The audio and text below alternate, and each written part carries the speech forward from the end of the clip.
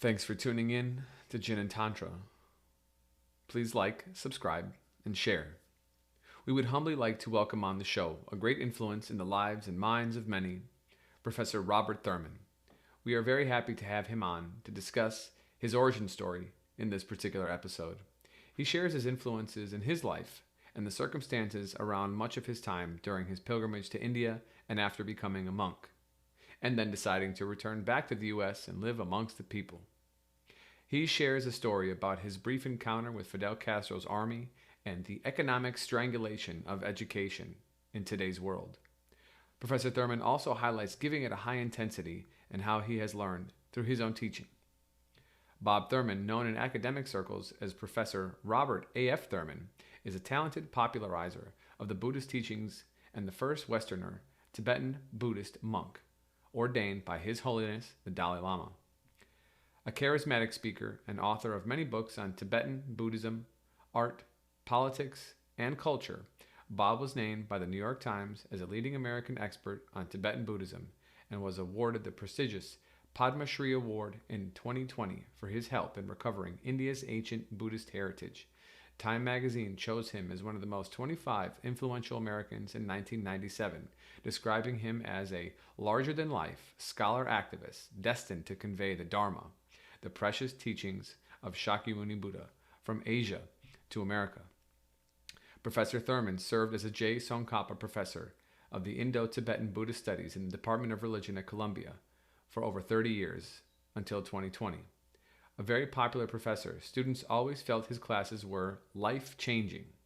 Bob is a founder and active president of Tibet House US, a nonprofit organization dedicated to the preservation and promotion of Tibetan culture, and of the American Institute of Buddhist Studies, a nonprofit affiliated with the Center for Buddhist Studies at Columbia University and dedicated to the publication and translations of important artistic and scientific Tibetan treatises. His own teachings and searching for enlightenment began when he was a university student at Harvard. After an accident which he lost the use of an eye, Bob left school on a spiritual quest throughout Europe, the Middle East, and Asia. He found his way to India, where he first saw His Holiness the Dalai Lama in 1962. After learning Tibetan and studying Buddhism, Bob became a Tibetan Buddhist monk and the first Westerner to be ordained by His Holiness the Dalai Lama. Some years later, however, he offered up his robes when he realized he could be more effective in the American equivalent of a monastery, the university, returning to Harvard to finish his PhD. As a part of his long-term commitment to the Tibetan cause, at the request of His Holiness the Dalai Lama, Bob co-founded the Tibet House US with Tenzing Tetong, Richard Gere, and Philip Glass, a non-profit organization based in New York City and dedicated to the preservation and renaissance of the Tibetan culture. Inspired by his long-time good friend the Dalai Lama, Bob takes us along with him into an expanded vision of the world through the prisma of Tibetan Buddhism. He shares with us the sense of refuge in the Dharma, which unfailingly helps us clear away the shrouds of fear and confusion, sustains us with the cheerfulness of an enriched present, and opens the door to a path of realistic hope for a peaceful, kind, and wise future. We are very grateful to have Robert Thurman join us. Enjoy the episode.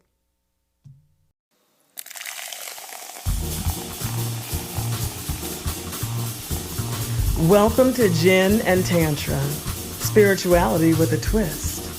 The podcast that takes Tantrism, Buddhism, Taoism, Sufism, Kabbalism, Shamanism, Chinese medicinism, and all of the other isms we've been influenced by, and blends them into a tall, crisp, cool cocktail your spirit has been longing for. I want you to get together. Now, isn't that refreshing? I want you to get together.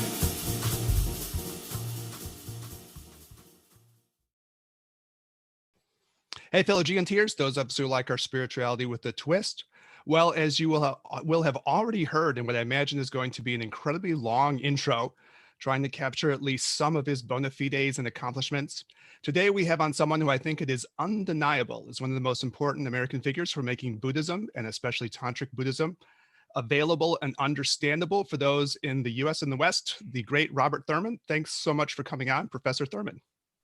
Okay, nice to be with you guys. So yeah, I was thinking as I was preparing this, it's kind of like a spiritual trickle down from your Tibetan and Mongolian teachers to you and others like you through to grateful folks like me and Daniel. Yeah. Kind of like the economic trickle down theory, except the spiritual one actually works. That's right. No, I always remember when I hear trickle down, I think of Bill Maher. Yeah. But trickle down means you drink a bottle of champagne and then you piss on the other people. So it's hard to think about that with the Dharma trickling down, but whatever you say. I wanted to try to throw in the first tangential political jab in there for you, Dr. Thurman, before the 2-minute mark. It just seemed like a thing to do. All right. You always take time for a little, what you might say, wrathful action in your lectures, lovingly and verbally, slightly bonking those on the head who sort of need it. So I always appreciate that in your lectures. So we have, to make the most of the time we have together, we wanted to divide this section into a couple of parts. The first one was a little bit more maybe personal. Okay. Your story is so well known, but we thought we'd ask you a few what you might call origin story questions. We try to do this with all our guests, Okay. in part because those stories are always interesting, especially psychologically. Why else would every comic movie have one? To understand why Spider-Man or Batman or Black Widow or Black Panther or even Deadpool do what they do. So that's interesting just intrinsically, but hopefully our hope in doing this is that they're inspiring. Hearing someone who has, done the kind of things you've done with your life, kind of following a different path in the world and doing extraordinary things. And so we thought, yes, a little bit about that. The Tibetans have their own kind of famous stories of this. I was thinking about this in prepping, people like Marpa or Milarepa. And those stories are meant to be, I think, not only like teaching, but inspiring to see that other people who come from the same background as you have done extraordinary things. And not that you're comparing yourself to those figures necessarily, but do you ever think of your life story that way when you're sharing it? Yeah. So what do you want to know about? So do you think of your own life story as kind of similar to those Tibetan stories, or do you think there's a way in which developing those kind of stories for us? No and yes. No and yes. No, in that there's the biography in Tibetan language is called Namtar. And Namtar means liberation, actually, story of liberation. And I don't consider myself enlightened, so therefore I can't say that I'm telling a story of how to get enlightened, being liberated. However, maybe that's a no. And then the yes is, well, maybe I'm a bit more liberated than I would have been if I hadn't encountered the Buddha Dharma, and hadn't had some misfortunes, actually, which then helped me discover some extraordinary people, discover something outside of the American culture, from a higher, more ancient culture, but still a living culture. And so therefore, I think I did get a bit liberated from some things that I think some of my contemporaries may not have been. And so that's the yes part. So no and yes. There's also no and yes and thing. And for example, when I was around 20 years old, I lost my left eye in a garage accident, perfectly self-inflicted, not really anything too dramatic. And actually, there's no nerves in the eyeball, so it wasn't even that painful, but it was traumatic.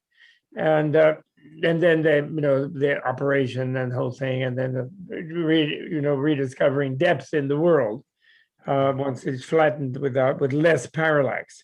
Actually, you still have parallax out of one eye because each eye delivers to both sides of the brain, which I didn't know for 50 years until it actually happened. So I thought I was reconstructing a sense of depth by sort of mental, like inference or something like that. But actually, the one eye sends to both sides. So that was my mistake. The doctor didn't bother to tell me, or didn't know, actually.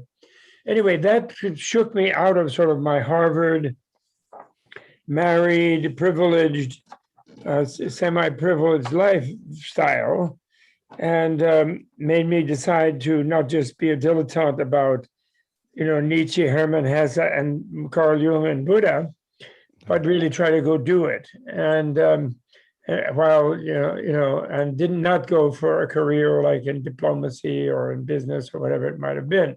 in the arts, I think probably. I think I had a plan to be a novelist or a playwright. And that was really great. And then I immediately took off as a pilgrim to India, pretty much. My former wife didn't feel up to that. And so we parted ways. And then different things happened. I met the wonderful Geshe Wangel, the great Mongolian scholar in New Jersey, who passed away in 83. He was 61 that year. And we just, the door to the Dharma opened to me. And I really was happy about it. It almost sounds like kind of like an existential thing. You changed from wanting to be like an armchair philosopher, maybe to someone who wanted to really do it. Is that kind of the way of thinking about that? Yes, but thanks to the injury, actually, it was really because of the injury, the shock. Because our culture tells us to live in denial of death, in denial of impermanence, and therefore act like we'll always be doing whatever we do, and then also we'll only do it in this body because that's all we are. We're these material bodies. Of course, we still want to find meaning. We're like the people in the Matrix who have to pretend to have meaning, or we die in the test tube where we're actually living. So, I mean, that's the theory in our culture, the materialist theory. So I never bought that, actually, personally. And I also never bought theism. Although, of course, I liked baby Jesus when I grew up. I kind of liked him. I didn't know Jesus was a rabbi at the time, but I liked pure baby Jesus. And I really didn't like, people making a big thing about him being wasted by the Romans. I thought that was very unpleasant. So I had no path really in the Western culture, and from a small age, and so I took the injury though to blast me out of a sort of track that I was on, you could say. It's always sort of a curiosity for me because it sounds like you grew up in a house where there was maybe religion, Christianity. No, not much. Religion was not, luckily for me, not much. They were not. I mean, they were, like ferocious anti-religion. And my father had a little mystical feeling, and my mother's religion was Shakespeare, which is a kind of religion. Shakespeare was pretty amazing, and she was a theater person, and so they didn't pressure us particularly about that. But I went to school where they put you go to chapel, and so it's around you, but nobody takes it seriously in America because everybody's a materialist because they think they're not going to have they don't have a soul and they're not going to have a future life. That's our consensus reality, which is, supposedly reinforced by scientific authorities who have discovered that we don't have anything that endures past the brain. But they actually haven't discovered that. It's just their new dogma, actually. But we grow up thinking they discovered it. Somebody discovered it. Just ask any scientist who got the Nobel Prize for discovering the nothing where we go when we die. Yeah, we talk about that. You will get a great deal of irritation and no discoverer, actually, because in fact, it's not an experience that nobody's ever experienced nothing. Nobody ever will experience nothing, so because that's what it means is you can't experience it. Anyway, so then I studied a lot, and then I found out it wasn't just a matter of adopting a belief, and I don't consider Buddhism primarily a religion.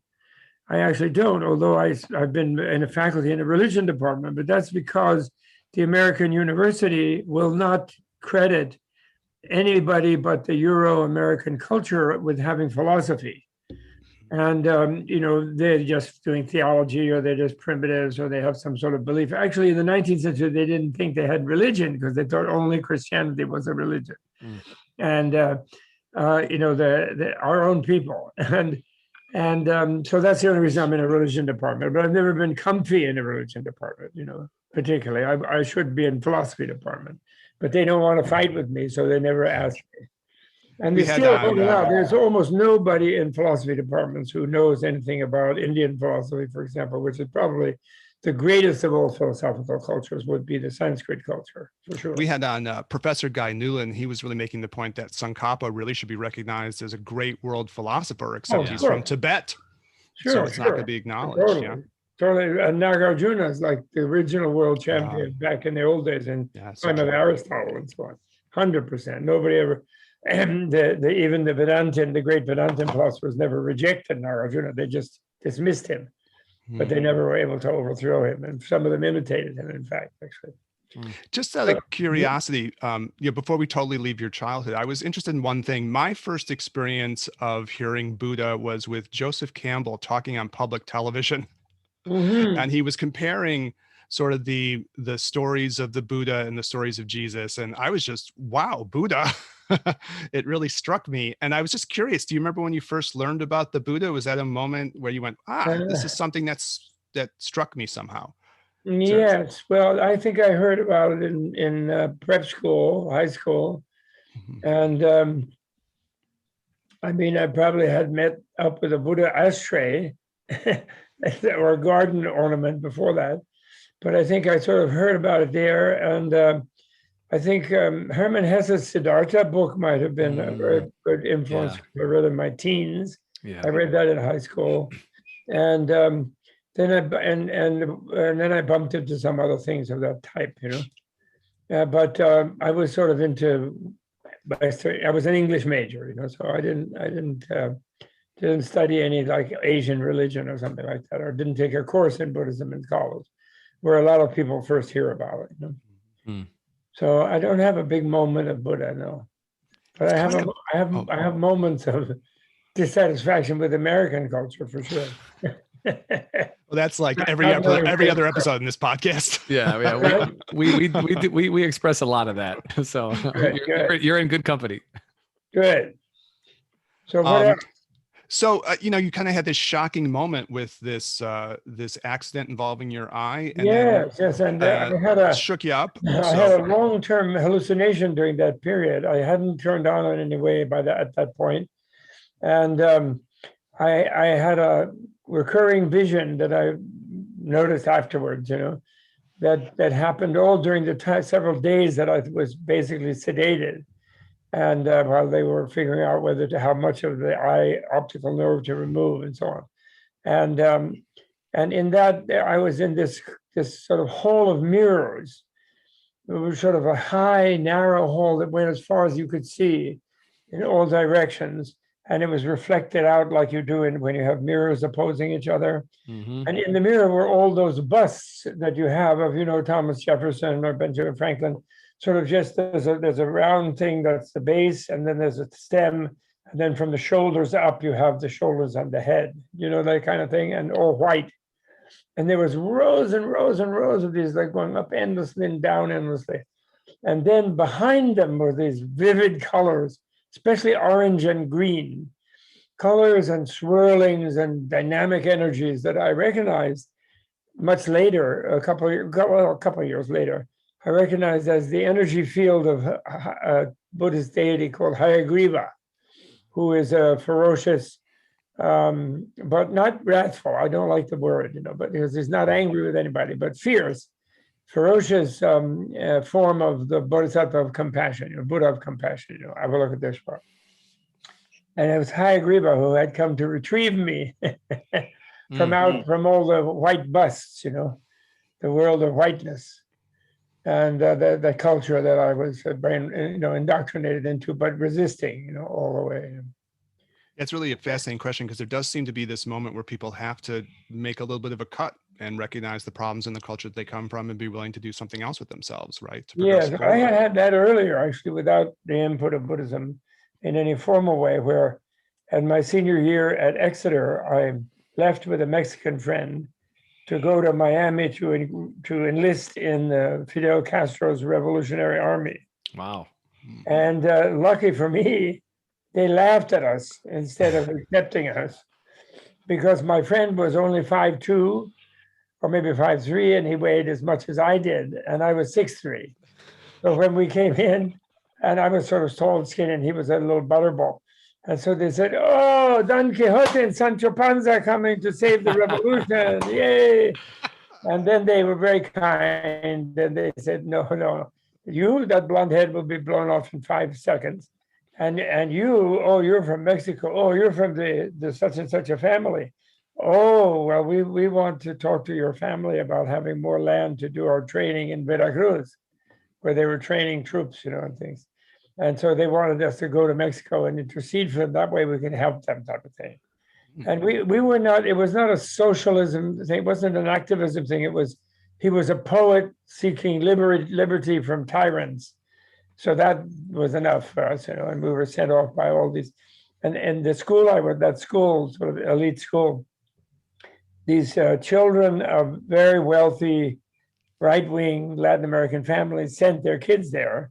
And then the kids would be rebellious while they were there. And then when they go back, they'd be back in the saddle. Unfortunately, I think too many of them. Some of them probably remain very worthwhile, but many of them, I think, rejoined the feudal order that was occurring in those days, 50s. I don't think I had ever really heard that story of yours before. That's pretty amazing. I haven't ever heard that.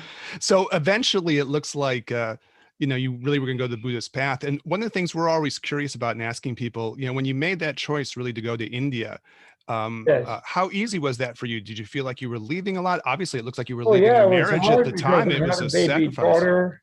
We had a baby daughter, and we had enough money. And I told my wife, I said, look, we just get a Jeep. We can easily buy a Jeep, and we get an ayah, like a nurse for the baby, and et cetera. And we will travel in style. I don't mean we have to crawl on our knees in the dust. And you could come, and we could see something different and learn something. No way. Yeah, she thought I was going crazy, So, and she was very psychologically oriented and thought this was very out of, whatever. She wasn't ready for that. So that was hard separating, but it just happened. It was the minute I regained consciousness in the hospital with the one eye, I said, "Bring me Siddhartha, bring me Nietzsche, bring me the Prajnaparamita Sutra. I'm going, I'm gone, And so it just took a little time after that. So yeah, that was legitimate sacrifice. It's interesting. We've heard different stories for some of the people we've talked to, like we've had on Glenn H. Mullen, our beloved Lama Glenn, to his students. Oh, like Glenn, he saw the Dalai Lama. Yeah. And his hair stood on end when he saw a picture of him in the newspaper, probably when Dalai Lama escaped or something. I don't know if he tell us exactly that, but that's really interesting. He did say it was a little bit like he was in Great Britain and the opportunity came and he just went. It seemed like it was a serendipity thing. I know, but he told me long ago, maybe he forgot it. First time he saw Dalai Lama, his hair stood on end. Oh, he really had the feeling for it. Completely flipped off. And he and other people in the field, they had something about Tibet, but mine was different. I had a thing about India. And I've been sort of a heretic among Tibetan Buddhist people because, for example, I don't pronounce the mantras the way the Tibetans do, which is they don't say Vajra because the JRA sound is hard for them. They go Banza and this kind of thing. Yeah. So you're supposed to say it the way the Guru says it, but I always correct and say it the way the Sanskrit word is, the name Vajrapani. I say Vajrapani. And because I have this affinity, I had some older affinity about India, I think, as well. But I definitely have a Tibetan affinity. But like Glenn and some other people, Dalai Lama, or Patti Smith, when she heard about Dalai Lama escaping, she did a thing in her 8th grade class about the Tibetans, and so on.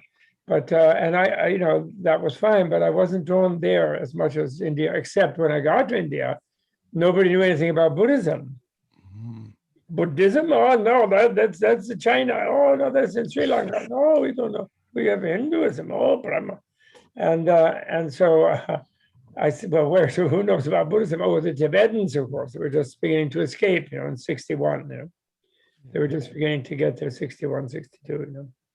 So you kind of went there with a little bit more of an open attitude. You weren't immediately directed to Dharamsala and the Dalai Lama. You went there kind of open to what was going to happen. Yes, but it was the Tibetans but the Tibetans knew what it was. And then the minute I heard the language, saw the writing system, I spoke it in 10 weeks. It was just, this is what I was looking for. Completely. I learned Sanskrit only later. Did you feel there was sometimes people describe this sort of coming home experience where you're coming back to something that you already knew? Absolutely. Did you certainly feel that way? Absolutely. Like I had a lot of epiphanies when I first tasted zamba, the roasted barley flour. Yeah. I thought, now I understand, because as a child, I would never eat Rice Krispies or cornflakes. I hated them. I wouldn't eat them. I had to be given Cheerios. And Zampa tastes just like Cheerios. Hmm. So my Cheerio thing. Also, I never would eat fish. Tibetans don't eat fish. They don't catch fish. I mean, traditionally, who knows what they do nowadays. But in the old days, they never fished in the river. So China had a field day catching fish in the Tibetan rivers. I was at the Dalai Lama's monastery in New York, Namgyal there, and the Tibetans are so warm and welcoming people too. So you feel instantly at home, Yes. And there's also this thing, and who knows what this means, but they'll kind of go like, "Oh, I feel like I know you." They'll kind of do that little thing, like, "Oh, you look a little familiar to me." We've met each other at some point. It's a wonderful culture.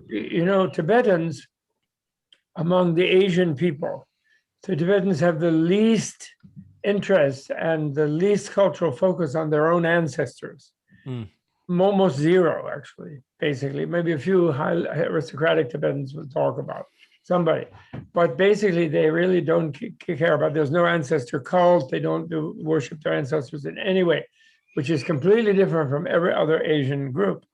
And, the piety about your ancestors is a complete indicator of a sense of a racial identity or national identity or whatever, family identity. And so it's a complete measure of how, the sort of kin stranger barrier, how broad that is.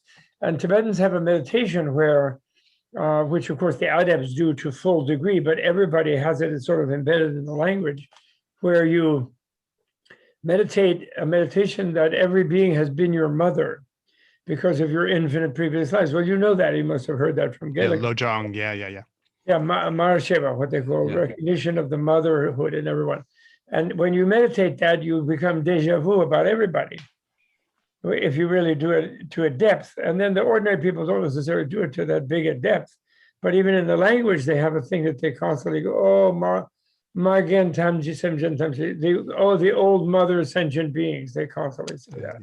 And that's from that sense that everybody is a mother. And that's actually the secret of why Asia allowed itself to be conquered by the Brits and the Dutch and the Portuguese and the French and so on, because they had become relatively more peaceful, because the whole karma theory that you'll be reborn in different nations, and you have been reborn in different nations, weakens the ability of a nationalistic drive to make you think that the next neighbor who your king wants you to go conquer is some alien species that you should just treat not human and just slaughter.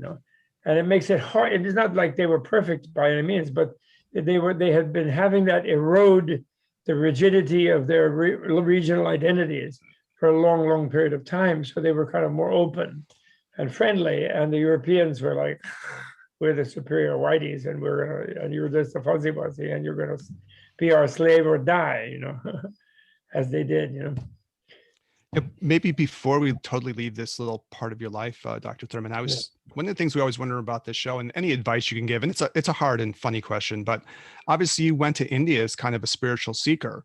Yeah. And you do talk about that. You say to be open to the possibility of looking for enlightenment is to become a spiritual seeker. My own feeling in a way is that it's, I have Gen Z kids, right?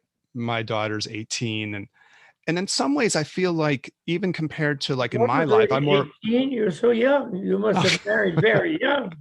No, not that young. I'm a Gen Xer. But I feel like you're not even 40 yet. Oh, I'm 51. Really? Oh yeah. It's Grecian formula. It's going on. A tiny bit, but hopefully Chinese medicine helps me out a little bit too. Yeah. Well, you're a young 51. I'm sorry, I shouldn't interrupt. I feel spry. I feel a spry 51, let's say. What's that? I feel a spry 51. Oh, yeah. Good. Okay. Daniel will sometimes call me young Baker. That's my last name, Baker. Yeah. I think he's being facetious with me, but I'll take it. I'm just trying to lift the mood, All right. So I think when I look at my kids, I think it was probably easier for me. Just as a tiny anecdote, I was listening to an interview with Alan Moore, who's kind of famous for writing V for Vendetta and The Watchmen. these comics and novels. And he's a very contrarian person after my own heart. And he tells this story. It was in 1993 and it was his birthday, and he just was drinking, and he had this thought, I'm going to become a ritual magician, like the Golden Dawn or something. And he announced it to this big group of people at his party. He said, I'm going to be a ritual magician. Really? I'm going to study magic. Yeah, it's an amazing story. And I was thinking, wow, 1993, that was like my time too, where I was like, I'm going to go study Buddhism. That was my moment. I feel like somehow it was easier back then. I think it was financially less pressure on people. Younger people are under so much more nowadays financial pressures. And I think the thing that you bring up a lot is sort of the scientific materialism being more dominant, so people don't see the possibilities as much as they used to. But still, brilliant young college kids, they want to really look around and find some meaning somewhere. And they can tell that it's senseless to live a meaningless life, which is they're told it's a grown-up thing to realize you're living a meaningless life. And they don't like it and they look for it. But the thing is, since the 60s and the younger generation, my younger generation, we refused to go kill Indians, kill no more Indians in Vietnam, which is extending, Texas, LBJ, cowboys and Indians, and refused to go do it. The right-wingers, who pretty much have a lot to do with our government ever since then, they have been chopping the funding into education and making it more and more expensive. And then they gave the banks this like chokehold over the young generations of the loan and the high interest rate and the no refinancing and no bankruptcy. And they strangled our younger kids. So then our younger kids were like, well, I don't have time to go look around for meaning, and I gotta survive, whatever. And it got more like that. So the boom of the 70s in studies of Buddhism and Hinduism and whatever, mystical Christianity, mystical Judaism, Kabbalah, all of that pretty much got very compressed by governmental intervention, actually. I felt like in the 90s, like the Dalai Lama was doing a lot of these translating of these very deep kind of tantric texts. I could read Tsongkhapa, I could read the Zohar Kabbalistically if I wanted to. I could read Rumi. It was like exactly. Well, but a few people, the larger in the late 60s and 70s, there was a much broader ability to looking around. But if I can say, Eric, but I'm younger than Dr. Thurman, I'm 39. And so I don't, so you guys are a couple different eras, but then from my perspective, because I've been only at this for the last probably 6-7 years, I mean, maybe 10 if you count Chinese medicine, but the ability that I have access to so many teachers online is really amazing. So that's great. Yeah. So I mean, I make it a priority in my life to take time to do that. So that's a different argument, but there's so much more access now that I have. Fortunately, I could sit in a retreat by myself at my house and watch, Dr. Thurman, I could watch your videos, and Dr. Nita and some of the other people that you have on that are really educational. No, that's great. That's a new thing. So there's opened up some new doors. Absolutely. Yeah. Although they'll be thinking of how to close them if they get back in power. They will. But that is great. Sure, that's good. But I hope you're not saddled in student debt. No, fortunately, I was in the Army as well, the United States Army. So that helped pay for education, and I worked throughout school. So I'm very fortunate not to have a dollar in debt to anybody. But those who have it, they should forgive it now. I hope they do. That would help a lot of my friends. Elizabeth Warren would see to it. Because they are the ones who are going to build back better. That's the young people who are going to do that. Yeah. So you still find in your grad students people who are coming through, and do you have any little pearls of wisdom you try to share with them when they're going on this seeking life? Because there's some risk, Well, no, I don't particularly. I like them, and they're kind of like children. They're like your one's children, and but there's not too many of them because there's not any jobs. And then the whole system is now geared to kind of cut down on that because the funding is not there. And then also the universities are run like corporations. Their boards of trustees are corporate people. The American corporate people lately have been just offshoring jobs and downsizing. And it's become an obsession of not to pay people for labor. Correct. In this country, which is why we have this terrible inequality. And so they hate the idea of free academics who can talk back to them, who have tenure and things like that. So our university system is very corrupted also, not good at all. And I'm very worried about it, frankly. It's sort of propped up lately with a lot of full tuition paying foreign students. But the local people and the expense of it, the tuition expense, and it's unbelievable. And it doesn't go to the faculty particularly. No. It goes to the administrative things. I mean, there's some books like that, University Inc. books, that challenge what has happened to our education system. Yeah, even though we don't really do as much politics, we do feel like it's important to talk about this kind of neoliberal takeover of everything. Well, I think you really have to we don't have to see talk it. about it at all. You're just talking about I was lucky, I didn't have to do loans. I got scholarships and I got through, and then I was not, I come from impoverished gentry, but white privilege, but not, my grandparents and great grandparents wasted their money. They didn't save it for me. And so that was lucky for me, I think. I think it's very difficult to grow up wealthy. You get a distorted view of things, and you lose all self-confidence. You think you're only okay because you got some money. And you don't have to you're not challenged enough, It's not good for your growth, actually, I think. And I thought I was lucky in that way. And then, different things collapse as I go through them. I don't know. I don't think I had the influence. But when I leave, then things seem to go to the dogs. I don't know why. Oh. But we have to rebuild the whole thing now. That's all. We have to really do that. We have 10 years. We don't have 50 years. Any politician who says, we'll be all clean in 2060. That's just bullshitting you. They should just retire right away then. That means they're not serious. They're just going to follow their money, But the ones who say 2030, 2035, we're done. We're set, at least our side of it. And if we're a wealthy group, we're going to help the other ones hugely, the ones who are behind, and who are suffering worse because they're, in tropics or poor, terrible, just awful. Yeah, we're trying to have on people who are philanthropists as well on the show. We've had on Pete Cadens, who's been a very generous person, giving away money. So that's kind of one of the things we're trying to do here too, because it's important. The point is that one of the blessings I'm against. I don't like the so-called lefties who are against people with wealth, and who also even especially like Silicon Valley billionaires, this kind of thing. They are great. And actually, one of the things that they can do, even though there is a point that there should be a new tax system, et cetera, it should be better. But meanwhile, they can make huge support to things without going through a committee and without being vetoed by Mitch McConnell. They can give $1 billion to this and that, and they are doing so, beginning to sort of do so in more energetically. Some of them are just greenwashing, but some of them are really doing it. And that's really good, and we need their help. They need to get busy too, and it's great. That's their luck. They got a lot of money. Then they should use it really intensely, because what's good to have money? If you have a big mansion in Southern California and the whole state burns, what the hell is it going to do for you? That's right. Which is happening. Is that burning is just going to start up again shortly, and it was uninhabitable last year. The people I know, wealthy people in the cities, couldn't breathe in the cities. They didn't get the fire, but they couldn't breathe. They left for Hawaii or Bali, or they went somewhere else. Some rough areas. They came east. Even Oregon too.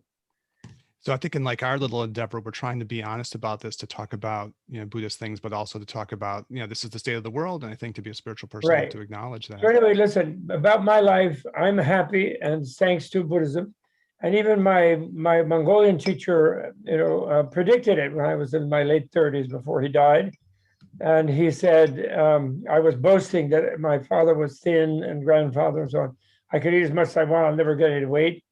And he said, oh, no. He said, yes, your lineage is thin and nervous and angersome and worrisome, he said. But you, he said, thanks to the Dharma, you're too jolly. And you're going to really gain a lot of weight if you keep picking up like that. And you're going to be worried about your weight. And you're not going to have a heart attack like them. And he was right. It was. I guess I was up 50 pounds more than I am now at one point. maybe the only last tiny question we'd ask you about your life when you were leaving India and coming back, because we're going to talk with you about what you learned. That'll be the second part of this, but just as maybe a closer, did you have a vision of what you wanted to do when you came back? Did you think you were going to be in academia? Did you think you were going to be doing what you were doing? No. Well, I planned to be when I planned to be a monk and a permanent monk, and I was so happy doing that, and I wasn't missing anything. And but my Mongolian and the Dalai Lama was happy to make me a monk, and he thought that would be okay. He didn't listen to the old Mongolian who said, "Don't make him a monk." He seriously wants to be. He intends to be. He's gung ho about it, but he doesn't know his own future, and he won't be staying a monk. I can tell you. And I didn't believe that, and I was annoyed. And the Dalai Lama sort of took a little time, but then he did make me a monk. And so I had no plan. But then once I had a vision that I had been born in America to accomplish something in America, to help America change probably, and get more hip, and I couldn't do that from being a monk because they didn't know what was a monk. And there was no monastery. There were ethnic monasteries in immigrant enclaves, but and still that's the case. There's one real American nunnery. I don't think there's a real American monastery, basically, really. Not in the Tibetan tradition.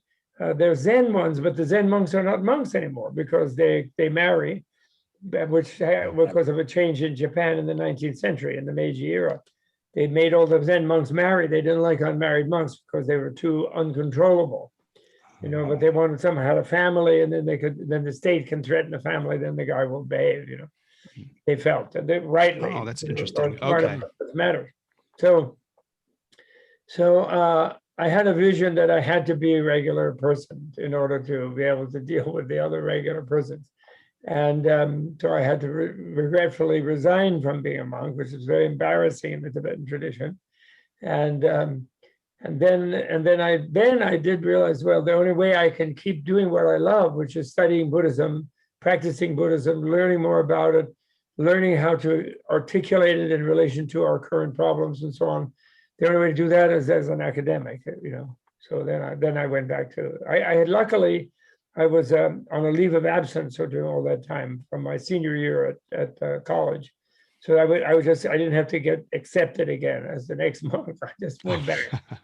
And the mission guy laughed at me and he said, ha, you guys in the 60s, you thought you knew everything and you're wrong. I said, what do you mean? He said, well, you wrote here on this application, infinite leave of absence, he said, instead of indefinite.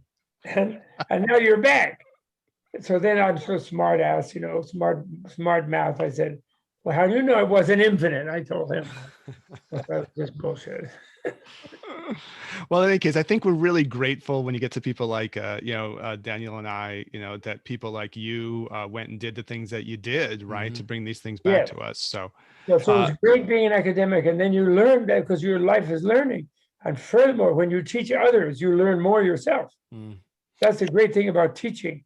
You don't learn half as much when you take a course as when you give the course, because you have to really what does it really mean? So I can explain it. And then also when other people, even sometimes you don't not explaining it, and if you're honest and you kind of show your uncertainty and you work at it while you're with the people, with the class, and then they ask questions, or it's just even in their awareness, the vibe of them looking, then you see it suddenly click, you get a new insight right there in the class. And then you learn so much more when you do that. It's really, really great.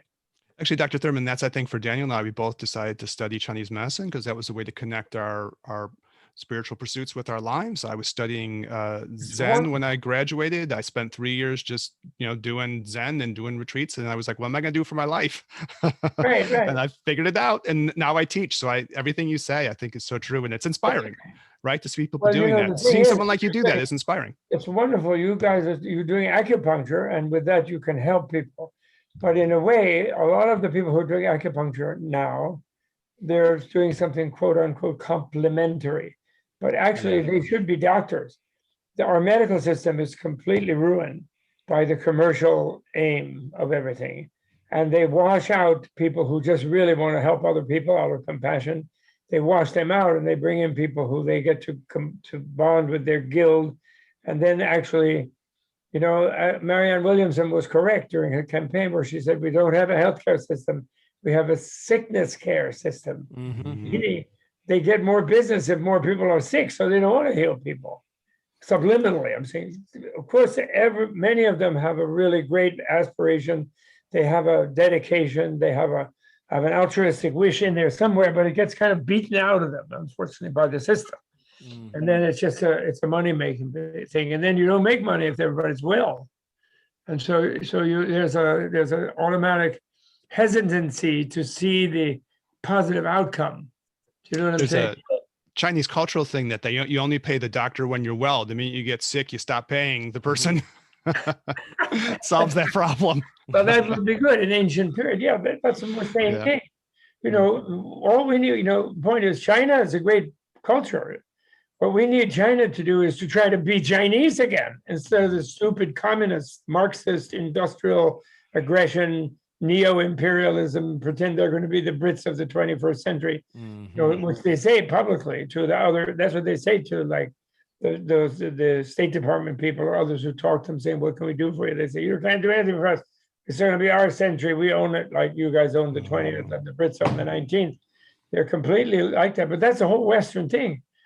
Before, in Columbus's era, in the Ming Dynasty, China had, their boat would have run over the Pinto, Nino, and Santa Maria like a rowboat. They had like 300-meter long boats. And they had people pulling oars as well as sails, giant boats. They went to Africa. They brought back elephants. But they didn't colonize. They didn't go genocide of the Africans. They sort of, well, that's kind of boring. There's some Chinese anchors in Los Angeles off the coast. Stone anchors, there are people that's not sort of hidden away, but probably, and from that era. And so they if they were Chinese, they like to be in China, and they like their cooking, and they double dig, and they're peaceful. They usually get run over by Mongolians now and then, but otherwise they're pretty peaceful. And that's what we need them to return to enjoying being Chinese. Well, we Daniel and I always appreciate this fiery part of you. Yeah. Thanks for tuning in to the first half of our interview with Professor Robert Thurman. We hope you enjoyed the episode. For any questions or comments, please email us at jinandtantra@gmail.com. We'll catch you in the next one. Peace. I want you to get together. I want you to put your hands together one time. I want you to get together.